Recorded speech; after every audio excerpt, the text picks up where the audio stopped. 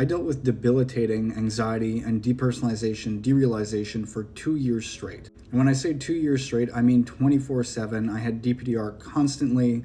I had almost every anxiety symptom known to man. But there was a moment where I finally wholeheartedly believed that I was dealing with anxiety-driven DPDR. And that moment is what essentially really kicked off my recovery, because throughout the 2 years, I kind of believed it, but there was a part of me that still had these background, narratives that maybe I damaged my brain, or maybe there was something more wrong with me, and I was just kind of coping by believing that it was DPDR. But the moment that made me finally truly believe that I was dealing with DPDR and give up all of the crappy narratives I've created for myself, that made me give up the doubt that there was something potentially more wrong with me, was when I caught a pretty bad flu, and during the flu, I noticed that my symptoms got 1,000 times worse. They were insanely bad during that time period. And that literally showed me that, okay, my symptoms definitely fluctuate pretty heavily based on whatever's happening in my body. That made me start to look at it more in a biological way as opposed to just being mental. And it made sense because when you get sick, it does stress your nervous system. So if that stresses my nervous system and causes my symptoms to flare up more,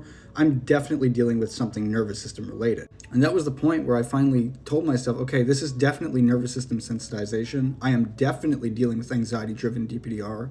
And now I can finally, truly, wholeheartedly believe what my doctors have been telling me this whole time. And I can finally let go of this fight that I've been having internally with these background narratives that were just kind of existing, the little bit of doubt that maybe I can't recover that was just there the entire time.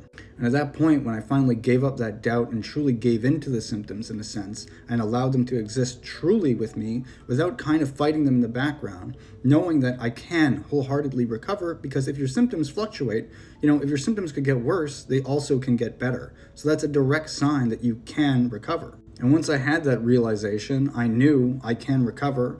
And at that point, I gave up the fight. And then recovery, true freedom from symptoms actually came fairly quickly. Having that sort of aha moment kind of gave me the initiative to give up the fight completely, and that truly allowed me to recover. I began living, not caring if this would stay with me for the rest of my life, and over time it just faded, and one day I noticed, okay, all my symptoms are gone. And that's why there's so much variability with people that go through DPDR, because some people can hear these things, hear about sensitization, believe it wholeheartedly, and apply the principles of recovery and get out pretty quickly. While others, like myself, might still have these background narratives that stay and stress them in the background, and they need pretty much a aha moment to get out of it completely. They need to truly wholeheartedly believe that they can recover, because if you have doubt, there's a good chance you won't be able to get out of it. And sometimes eliminating that doubt just takes you going into the world and living life normally